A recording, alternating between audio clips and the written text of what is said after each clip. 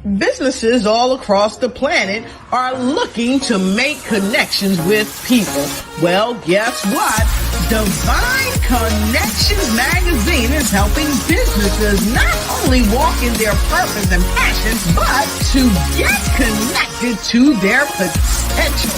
That's right. You've got to connect to your potential, and you can make it happen now because it is time to know your worth.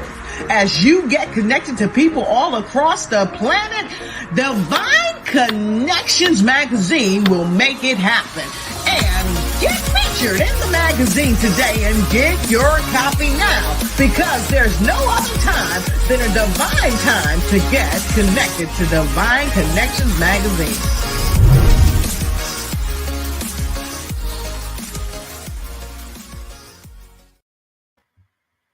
Terrell Goodman is the CEO of TS&F Consultant and Management, LLC, a veteran-owned and operated family business that offers professional services for veterans. This company operates with a group of associate members with an average of 38 years of hands-on experience in their respective professions. They are committed to the highest principles, standards, and values to assure each client's success. To find out more, contact TS&F Consultant and Management, LLC today. Just call 877-365-0817, extension 104.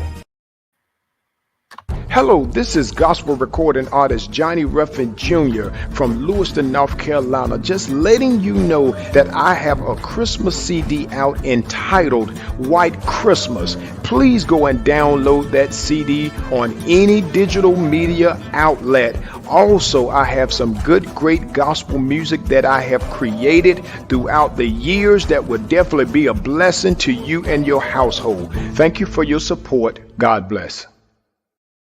Well, great day, everyone. Welcome to Divine Connections. I am Deloris Williams, and here we share information about what is going on in the community. So Divine Connections magazine is a magazine that is faith-based and inspirational. Comes out quarterly in print as well as online. So if you have a business or a ministry or doing something great in the community, I would love for you to be a part. Again, it comes out quarterly. And if you're interested in advertising and sharing your information, your business, your church, your book, make sure you email me at divineconnectionsmagazine@gmail.com. So let's get into it. Welcome again. And how do you stay connected with Divine Connections? You will go to our website at divineconnectionsmagazine.com and then join our email list. There you will get information and updated information about events when people are interviewing, and then you can always go back and view it as well. And just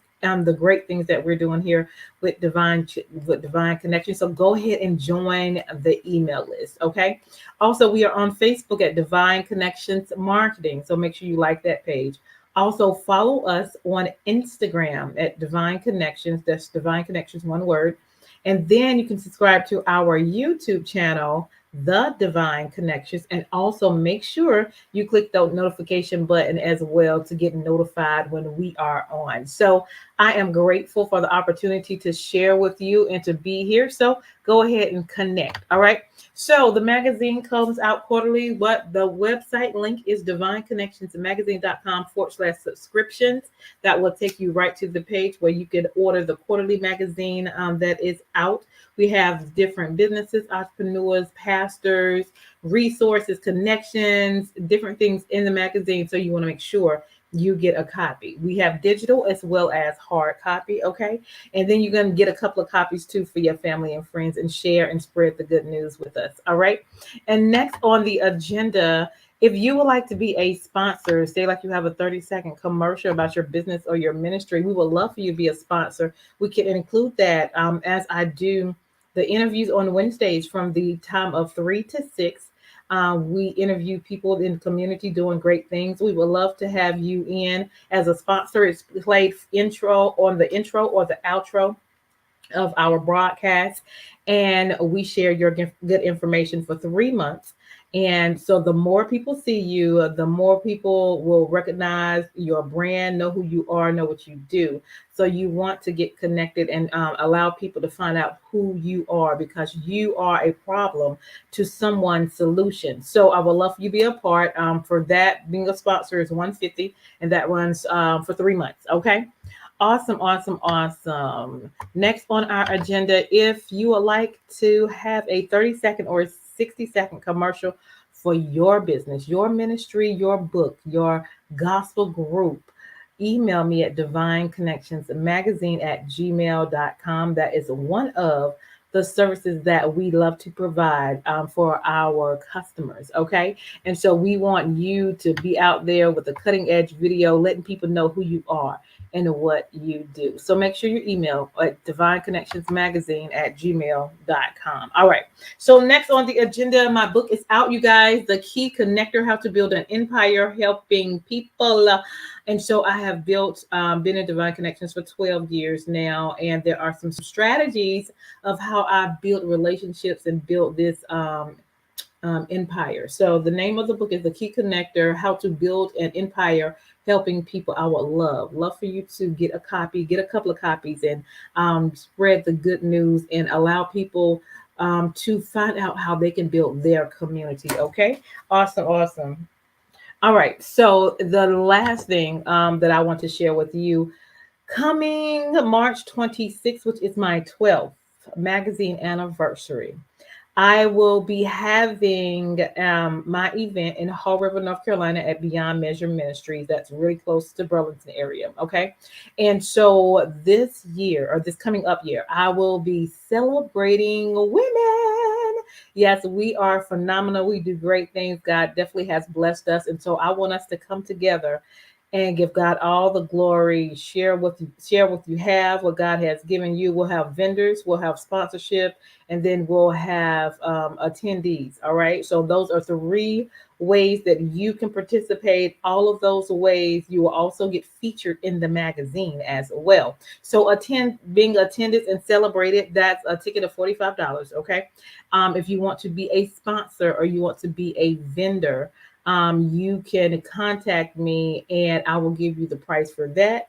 And know that you'll also get featured in the magazine, get 2 minutes in front of the audience, and we're going to make it happen. All right. So that's what we do. And I am excited about it. And then most of all, we're going to come together and give God all the honor, all the glory. We've of course been through a lot this year. But if God has allowed you to still be here and making it happen, we are here to celebrate and love on each other and give God all the glory. All right. So that date again is Saturday, March 26th. Okay. Go to this email, this website, Divine Connections Magazine at magazine.com/events. There you can purchase your tickets. Again, tickets are $45. And then if you want to be a vendor, if you want to be a sponsor, contact this information, which is 336-338-8903. Let me know what you're interested in, and I'll give you details from there. Or you can email me at divineconnectionsmagazine@gmail.com. Wonderful, Jesus. All right. So next on our agenda, I'm going to share a little bit about the guest that's coming on next. And he has some information that he will share with you. All right. So I think this is it. Okay. There we go. And all right. Really an honor for me to be here today to celebrate the book release of Bishop Daryl Anderson. Yes. Amen. No regrets. He's single and he's saved, and there are no regrets. He talks about his journey in his new book. I tell you what, please get the book. If you're single, get the book. If you are married and need to understand singles, get the book. If you're a counselor and want to be in a better place to counsel those who are single, I just ask that you get this book. It is truly an awesome testimony of his journey, and he also adds the word of God to it. And again, it's an honor for me to be here to celebrate with you, Bishop. Thank you for inviting me. Thank you for allowing me to publish this book. For those of you that don't know, Bishop Anderson won a contest. We had a Hold on.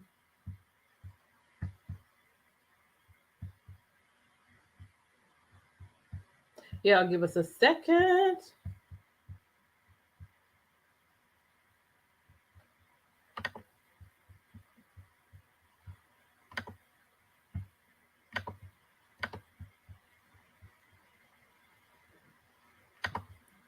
Okay, I'm not sure what happened and why it just stopped in the middle. Hold on. That's okay. That's okay. I'm here. Okay. I was like, what just happened? All right. So we have Bishop here himself. So he's going to share with us live. That's okay. It's live. That's okay. Yeah, we live. Who he is and what he does. I'm not sure why that just stopped in the middle, but it's okay. That's what It's okay. No problem. Right. Wonderful. Well, welcome, Bishop Thank Daryl you. Anderson. Welcome, welcome, welcome. So tell the audience a little bit about yourself and where you're from. Okay. Again, my name is Daryl Anderson, Bishop Daryl Anderson. I'm originally from North Carolina, Durham, North Carolina, born in Durham, raised in Durham, went to Great Hillside High School. Good morning. my son, Okay. you know, acted as my personal. All right. Now wanted to come back on. Okay, go ahead. Yeah, went to Hillside High School, graduated from high school, attended A&T University, then went to North Carolina Central, so I was all over Durham. Yes. Got called into the ministry. God called me in the ministry. I was worked for IBM for some years. God called me, and I went full-time in ministry, and didn't grow up in the church, even though my grandmother lived 2 doors from the church. I didn't grow up from the church. She went to church. She was saved. I was the kind of person who would hit the streets, and God literally pulled me out the streets. I got saved in the streets. Okay. So was doing a little what young boys do, drugs, everything. And God called me, and I answered the call. I went to Texas, and then I came back to Atlanta, and I've been in Atlanta ever since, full-time ministry. I have, God gave me the ability to travel around the world. So a little young man from Durham, North Carolina, preached around the world, literally, from Italy to Africa to England. I was telling Miss Deloris, I'm a ambassador for the church in London now. It's amazing what God can do. That's right. It's surprising, and it was funny because I said, if there's really a God, you're going to have to show it to me. God, you're going to have to show me who you are. And he did it. And there's no regrets. I wrote the book, No Regrets. Went through a divorce yet while I was becoming a bishop, and that was uncommon in the church. But I hung in there anyway. That's right. And said, I'm not going to live a hypocritical life. If something's not working, then it's not working. When I was in the streets, I did what I did. So when I come to the church, I'm going to be truthful for what I did. So I learned everything I knew in the church, and really got hurt, but went through the hurts of the church, went through the hurts of pastoring, went through the hurts of bishop, but I'm still here. And that's why I went, and God led me to write this book for those who got hurt in relationships in church. Is a lot of ministers, pastors, bishops. I don't want to say it right. You have to have on the show on Sunday morning, but then your house is not in order, or your wife is sitting out there all mad, and or the husband is sitting out there all mad. Right. And that I didn't have that kind of relationship when I was in the streets. So I knew I wasn't going to have that kind of relationship when I came to God. I came to God wanting to be honest, real, upfront. And I found out it helped people when you Yeah. You are transparent in what you do and how you say things, and you never forget where you came from. That's right.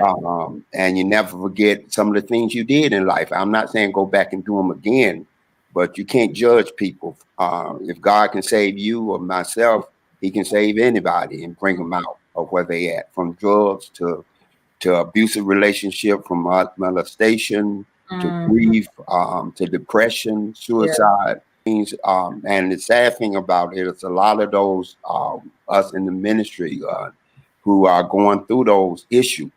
Yes. And we'll quote scriptures and say all things that not let people know that we're going through it. So we're living double lives. So that's part of my story. I'm now working as a bereavement coordinator, as well as pastoring, as well as traveling. So I deal with hospice. God pushed me into hospice because I lost my mother in 2017 to Alzheimer. And then in 2020, I lost my only sister to ALS. So I saw her going from where she could walk, take care, very strong. All my women who was in my life were very strong Black women. Yeah. And so she went from walking, talking, singing in my choir, singing in the choir with me, to where she was in a wheelchair. And then she passed in 2020. So eventually I ended up into hospice. So I told the devil, I'm gonna keep coming at you as long as I can. So if I can help one person get through their grieving process, get through hospice, because I didn't know what hospice was until I went through those two situations. And now I go out and I tell people, especially Black people, about hospice, because it can help you with that as a caregiver, not only that patient, but as that caregiver. So that's my story.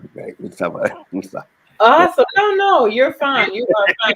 So I wanted to go back. We're gonna get into hospice, but that's okay. I wanted to go back to how you lived and you was kind of in the streets and then you went to church. So what was your draw or your transition from the streets to the church? To be honest, following my ex-wife now to the church. She was kind of in the church. She didn't go that much, but she would go. And her mother was very strong in the church. And we started off as friends, so I would take her. Anyone your viewers might not know, but from Durham to Apex, North Carolina. Back then it was probably about 30, 40 minutes to get down a little back road. And I would take her from IBM, which was in Research Triangle Park, to her home. She would tell me, give me a ride home. And when I got home, when I would get to her house, I would feel like weights was on me, that somebody had dropped a ton of weights on me. And I would tell her, and she would tell her mother, and she said, tell that, back then I was younger, she said, tell that boy that that God is chasing him. I said, God chasing me. I said, well, I ain't running nowhere. I don't even like that. Comical.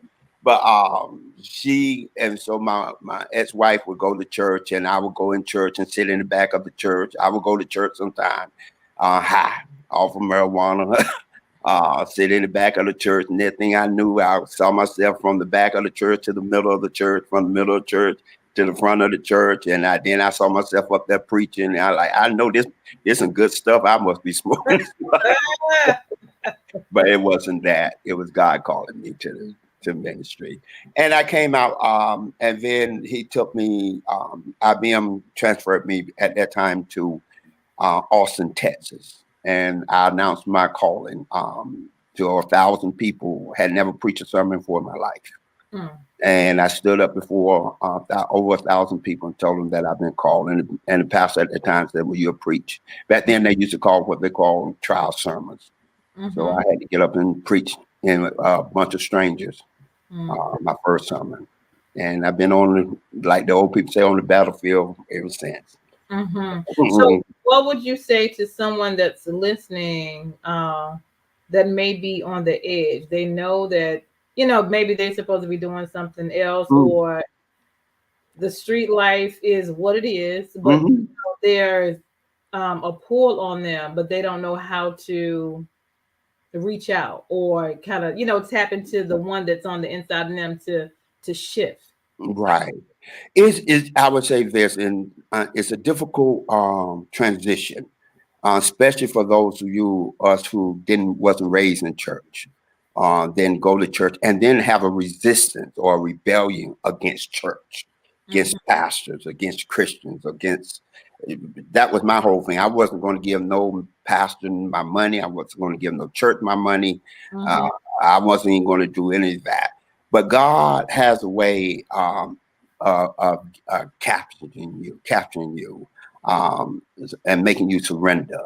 The longer you go out there, and this is not about just, and I'm talking to those out there, it's not about just preaching. I would call to preach, do what I do. But you have a ministry, what you're doing. Might not get behind the pulpit, but this is your gift. Yes. You see, once you home in on your gifting, what God have got for you to do, and everybody from the drug dealer to the prostitute to whoever has that inside of them, and you have to home in on it and say, this is what I got. Then the second thing, you can't be fearful. You can't be scared. Change is very scary for us. We don't want to leave the norm, right, and step out. Now that you're in church, we call it faith. You don't want to step out. And if you're going to succeed at anything, you have to step out beyond what's comfortable for you. And God sending me to Texas, away from my friends, away from drugs, away from selling drugs and all that. That got me to a place where I had to surrender, throw up my hands and say, hey, okay, I'm tired of being tired. Once you get tired of being tired, and nobody can make you do anything. You have to get tired of being tired and quit blaming other people for what you're going through. And start saying, what am I doing? What can I do to change this? How can I change this direction that I am? And go for it. It's not about, like I said, it's not about preaching. It's not about being a Sunday school teacher. Then if you're going, find somebody who speaks into your spirit and not just speak to you, speaks in you. It can be 100 people in that place, and you feel like, man, that person talking to me. And that's what happened with me. It was like, oh, how this man? Yeah. And once God used that person to say, to minister to you, to pull you, and speak your language. He'll speak your language to you, and you'll know it's right. One thing about being in the streets, out there in the streets, you are very real. If you out there, you real. Yeah. And nobody can deceive you too much, because you've been through hell and high waters to get where you are. Come on now. So they might see you on something like this, but when you can see the story that come through to get here, that's what makes you anointed. That's where you get all those words now, anointed and appointed and all that. That's what makes you anointed. That's what crushes you and get you where you are. The strength that you have. You never understand the strength you have until you've been crushed. Ooh, good stuff. And crushed by people who you love, not by your enemies. Yeah, and that leads me to the next thing I was going to talk about. You talked a little bit about church hurt. Let's talk about that. Okay. You invited me on here. Let's talk about that. Church hurt is real. And the sad thing about it, because we are all human, from the bishop to the one who cleans up the bathrooms, and I'm not putting in on, but we all human, and we all still growing. Yes. And sometimes we do things in the name of Jesus that really not in the name of Jesus. Well, if we put Jesus' name on it, we hope people will accept it more. And so we're in it with a Jesus or something like that, not knowing that we're hurting people, that we're messing some folks up, and it it it have to be a point that as a especially as a pastor, and you have to get to a point you grow, not grow just in church wise is as how many people I have, how many services I have, but grow in the word yourself as a pastor.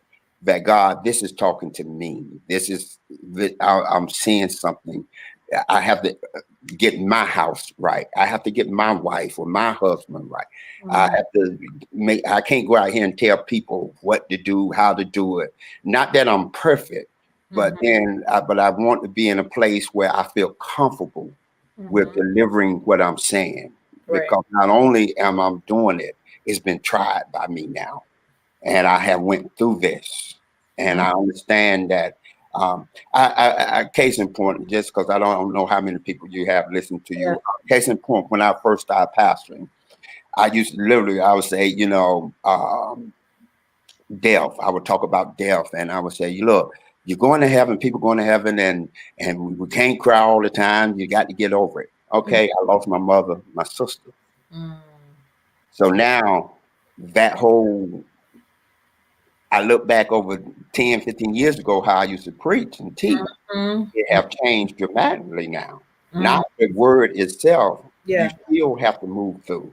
But sometimes it takes people time to get through what they're going through. So I would have people come to my church say, well, Bishop, my daddy died 10 years ago, and I still cry. I say, girl, or man, you got to get over that. You know, the Lord been good to you. You got to have faith. Now, no, because everybody take their time. That's right. And they grieve in their own way. That's right. And it can be something simple as a song that come on the radio that makes you cry or bring a tear. And people are going through depression. Yes. And they're sitting up in churches every Sunday, raising their hand, and the pastor or the assistant pastor or the board don't even know they're out there. That they are a step from suicide, one step from suicide, wanting to take their life, and they're coming to that church, but because the connection is not there, from the pulpit to the pew. Come on, woo! So it messes. There's something right there, but keep going. It messes people up. So the church, after this post-pandemic, when God opening up the churches, pastors, bishops, and I include myself, so I'm not, we have to look at things different. When Moses, people don't realize Moses buried over 2 million people in that desert. And then he didn't even get to go over into Jordan, cross over Jordan. Joshua had to take him over. But for those years, Moses was burying his friends. He had to sit there and do a funeral just about every day. Where God told him, well, I'm not going to allow you to take these people over there. It's going to be a whole new generation. But God said that, but Moses was human. He was compassionate, and he had came out with a lot of these folks, and he had to see them die there in the desert. Well, we're in that point. We're coming out of the pandemic. Some churches, some people, and we all done lost friends. We done lost neighbors, and people are hurting. So the church have to be aware that we can't get up and just preach a good time sermon. We have to understand that folks. Relationships, abortion. Women have had going through where they had abortion or molestation. There's a lot of things and your people sitting out there every Sunday. They're not just out there in your church. They're out there on your job. They're out there listening to this. And we must be very aware of those type things. Yeah, yeah. So you talked about connections. Let's go back to that just a little. Say your statement again about the connections from the pulpit to To the say pews. Yeah, from the pulpit to the pews. The church has to be connected to the people. Is understanding how people are hurting. mm-hmm, And the way my grandmother used to hurt is not the way that you or myself might be hurting now. mm-hmm, And my grandmother didn't have social media. mm-hmm. She Good. brought a Bible to the church. That's good. Mm-hmm, A lot of even people older, middle age now bringing their telephone, their social computers and stuff to the church. mm-hmm. It the job market, the economy out there, these things, and yet when you got to be careful because you're asking people for tithes, you're asking them to give, you're asking them at all these things. I'm not saying please for pastors who might be listening. I'm not saying that tithes are not important. I won't even go down that line with y'all now. I'm just saying the people that you're dealing with, they're coming out of a desert situation, and it's been dry Yeah, for a long time now.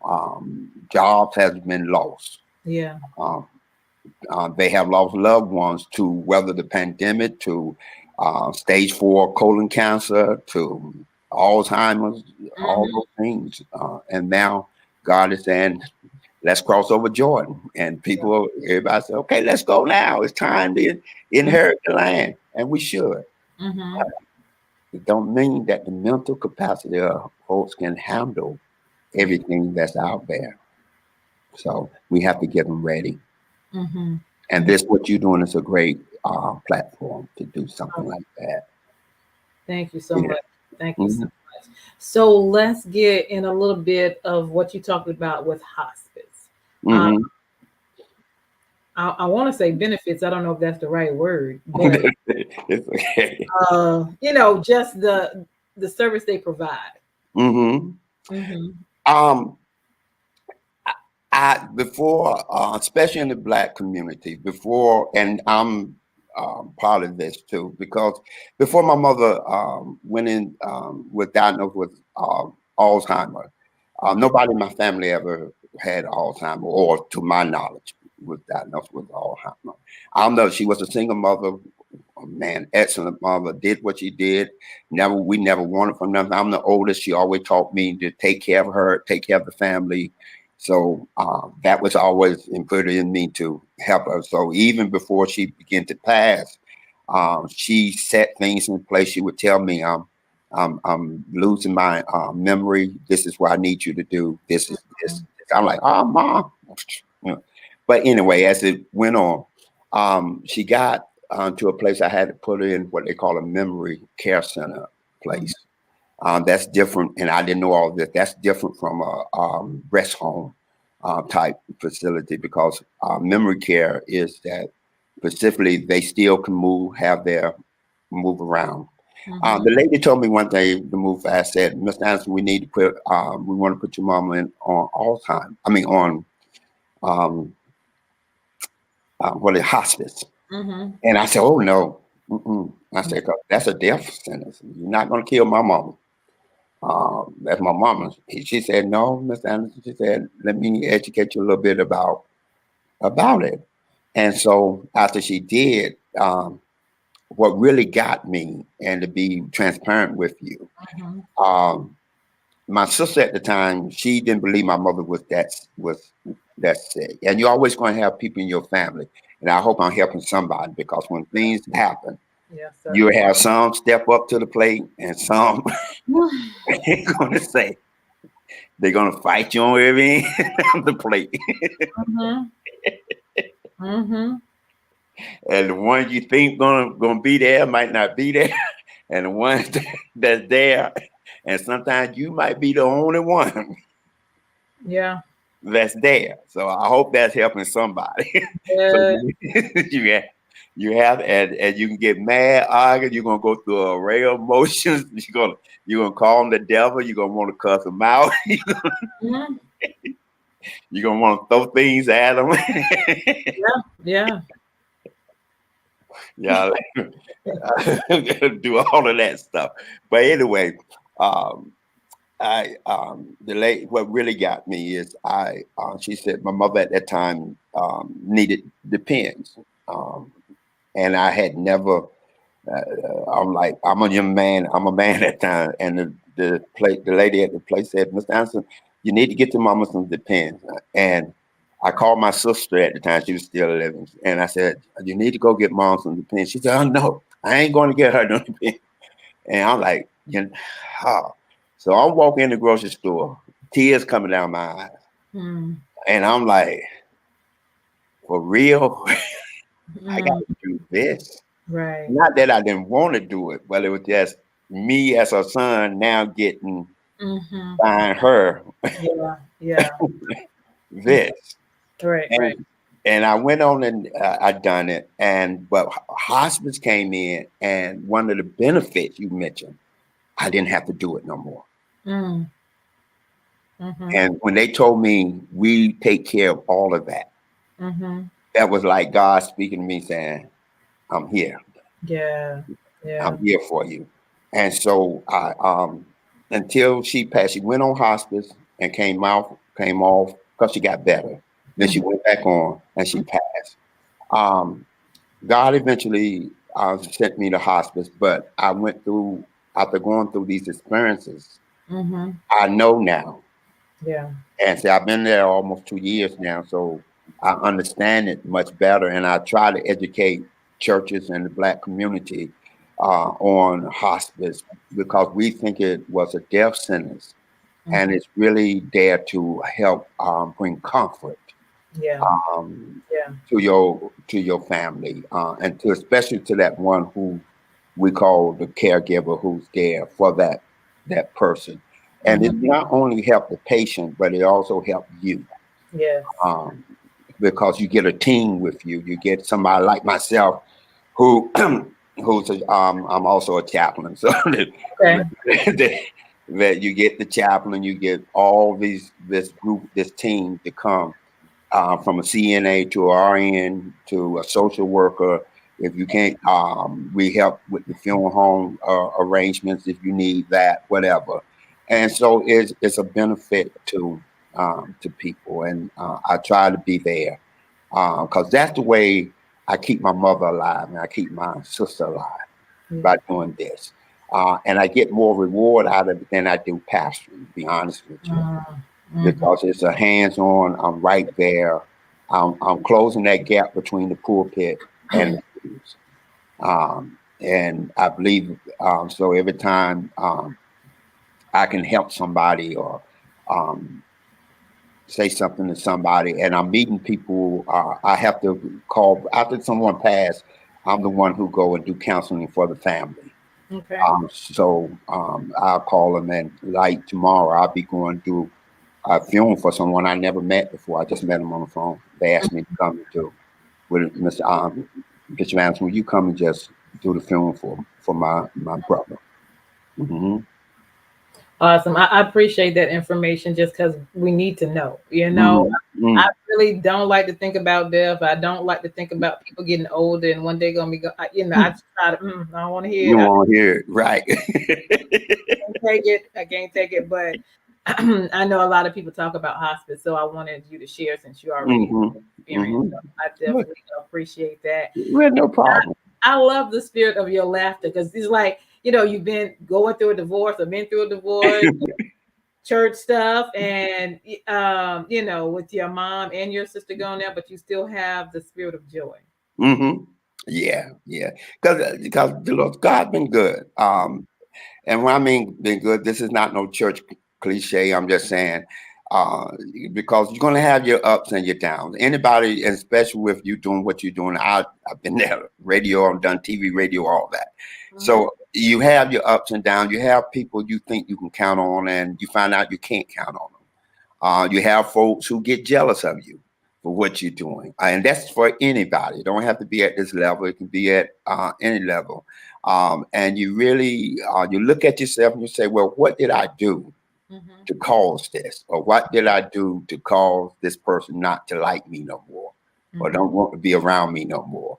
And if you're not careful, the enemy will block you and make you want to give up and make you want to stop. But you have to, those are the times that you got to know God with you. And most of the time, and I'm not just saying this because I'm a bitch, you got to know yourself.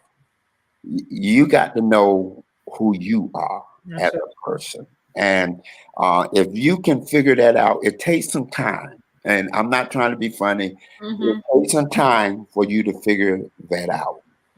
Because life comes at you different ways. Jesus said in John 10:10, the thief come to kill, steal, and destroy, but I come that they may have life and have it more abundantly. Yes, yes. And life is presented to you each and every day. That's right. Abundant life comes through for me through Christ. And it don't mean I own 10 businesses. I'm driving a Rolls Royce, a Maserati, and I have had 3 or 4 homes. Have lived in $1 million home and done all of that. But the greatest joy to me is being comfortable with God and in myself.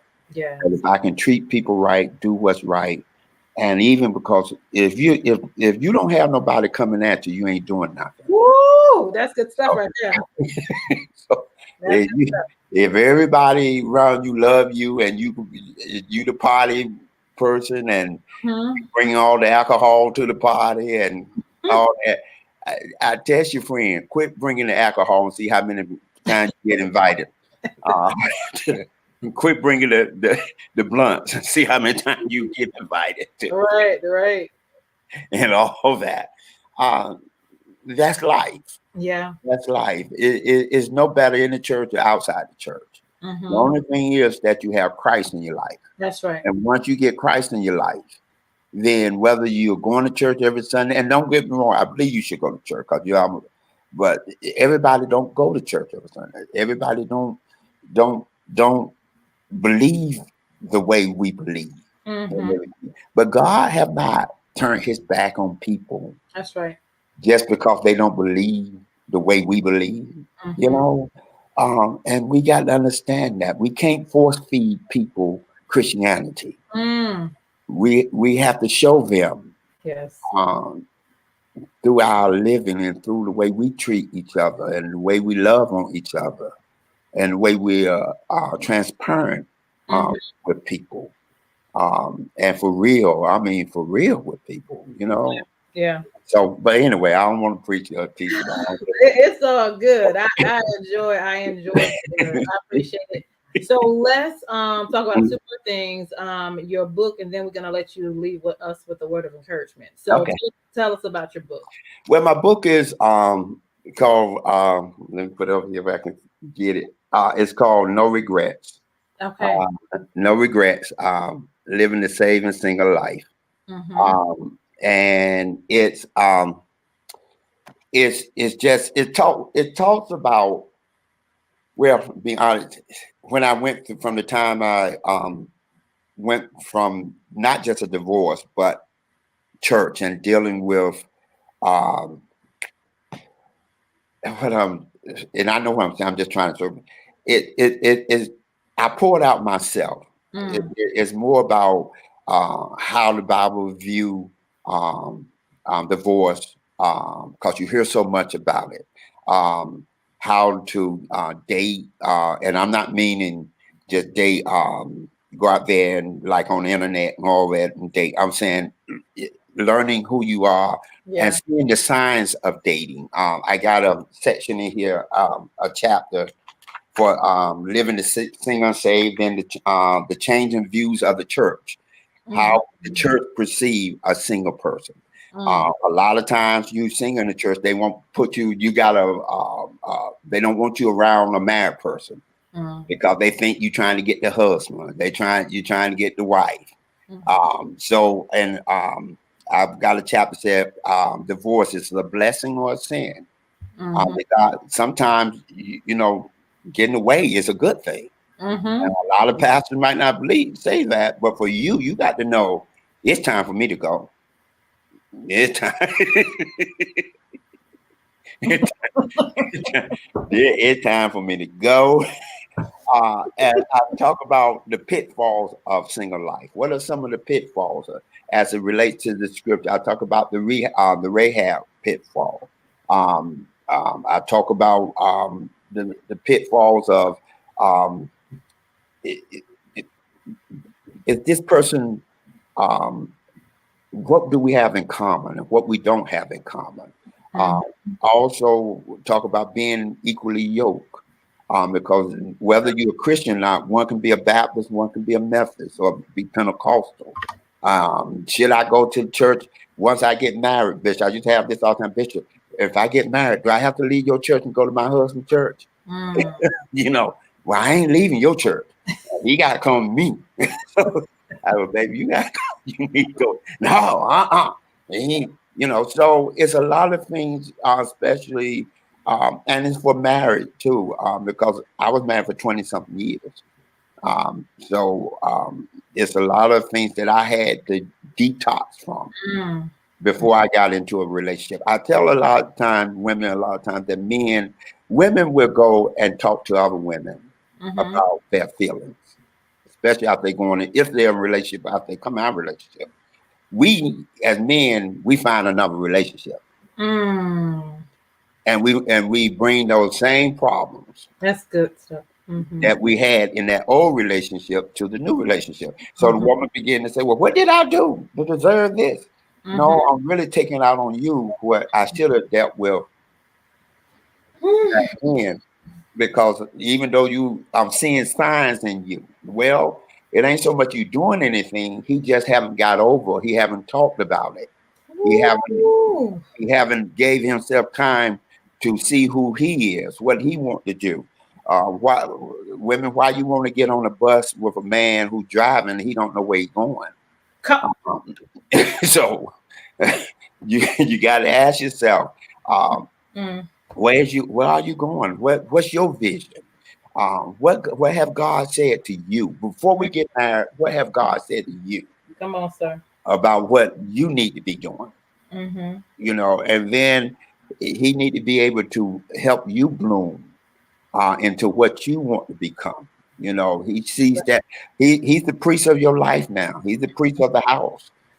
So he should see the things in the house that need to be watered and need to be loved and all that. So that's what I learned. And everything I tell people all the time, going through divorce, it wasn't all my wife's fault. It was some things I should have.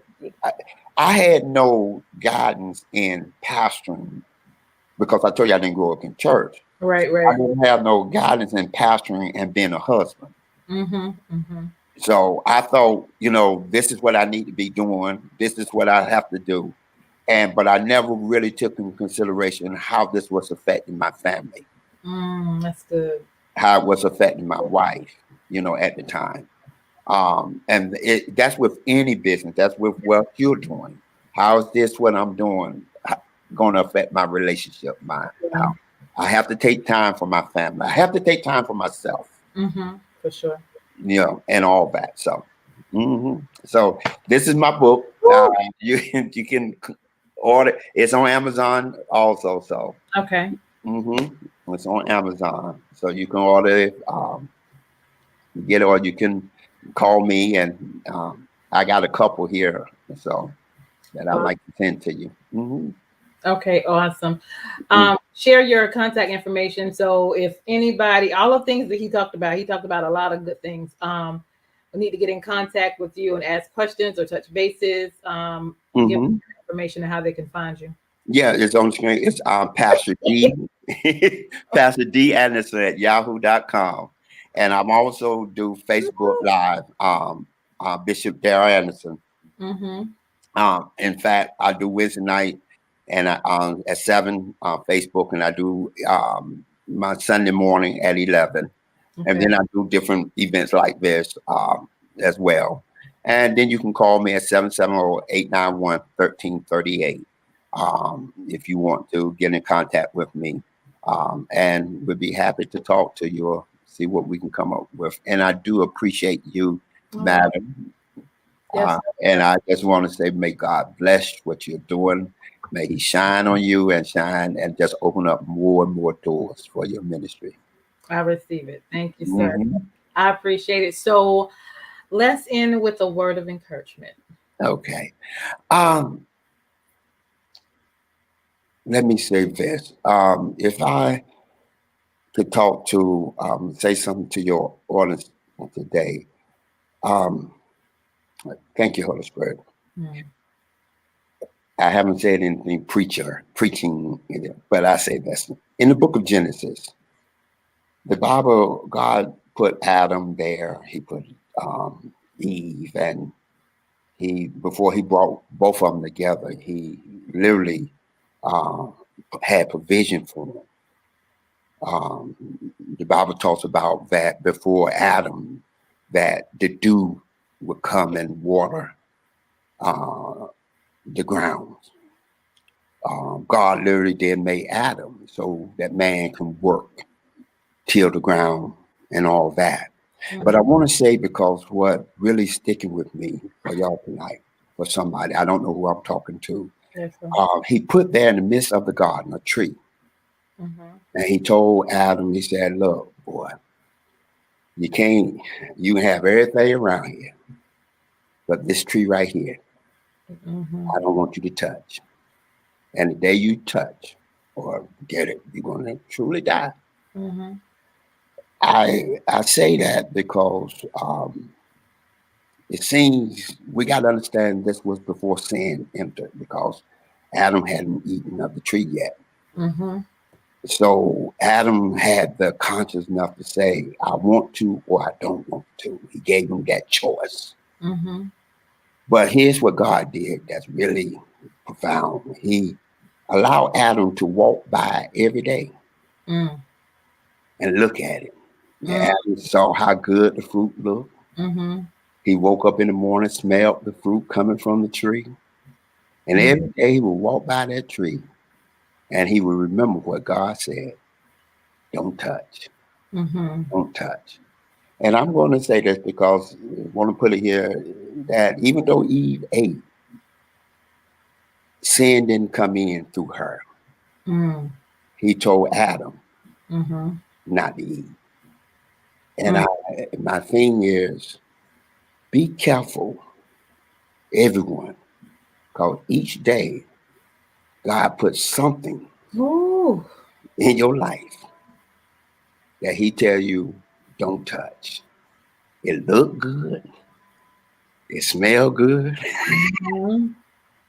It might be a nice looking man, a nice looking woman.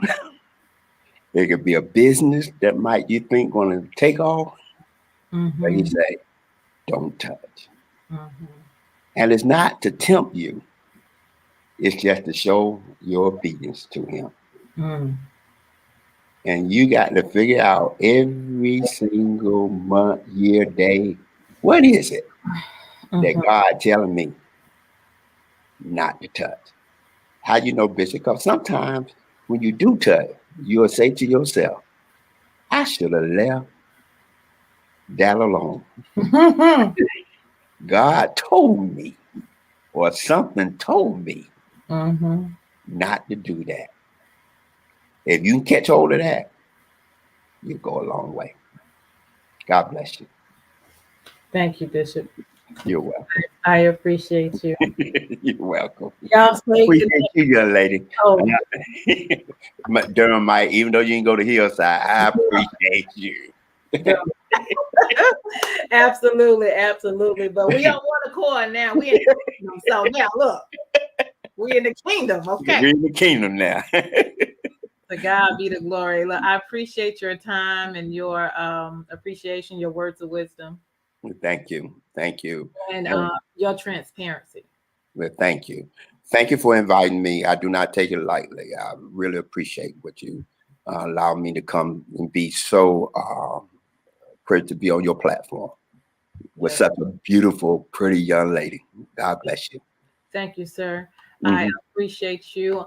You guys, whew, that was good. The day was just a good day. Y'all make sure you like and share this broadcast the things that he said, I know more people need to hear about it. So if you don't mind, please just like and share this broadcast. We are grateful. I'm grateful that God has given me this platform to allow us to share the goodness of Jesus, because that's what it's all about. And that we are humans and that we have journeys and we go through things in life. But at the end and the beginning of the day, God is still God, and he sits on the throne, and he is with you. And so we're going to go through our experience and our trials and our tribulations, but know that God is with you. Amen. So thank you, Bishop, for coming. Thank you. You are very welcome. So hold tight. Thank you for coming and being my guest today. I am Deloris Williams with Divine Connections. Make sure you all stay connected to the number one divine connector, which is Jesus Christ. So thank you again, and hold tight, and we will turn it over to our sponsors. Okay? Hold tight. Terrell Goodman is the CEO of TS&F Consultant and Management LLC, a veteran-owned and operated family business that offers professional services for veterans. This company operates with a group of associate members with an average of 38 years of hands-on experience in their respective professions. They are committed to the highest principles, standards, and values to assure each client's success. To find out more, contact TS&F Consultant and Management LLC today. Just call 877-365-0817, extension 104. Hey, we've got exciting news from Divine Connections Marketing Services. Now you can create your own custom video commercial for your business or organization. It's time for you to win. Your product or service is someone's solution. So get the attention of your potential customers now. Choose from a 30 or 60-second commercial today. Just email us at divineconnectionsmagazine@gmail.com and we can get started. Connect today and let's get started making your custom video commercial now. Divine Connections Magazine. Get major exposure for your business. Is someone looking for your service? Do you need networking? Are you a gospel artist or a ministry? Do you have a major event that you want to promote? Divine Connections Magazine has the solution for you. We can distribute to residents, businesses, churches, and online. Don't miss this opportunity to expand your marketing locally and around the world. Find out more about us at divineconnectionsmagazine.com. Get your spot in the next issue of Divine Connections Magazine by emailing us for details at divineconnectionsmagazine@gmail.com. Make sure to like us on Facebook at Divine Connections Marketing. Follow us on Instagram at Divine Connections. Let's get it started now.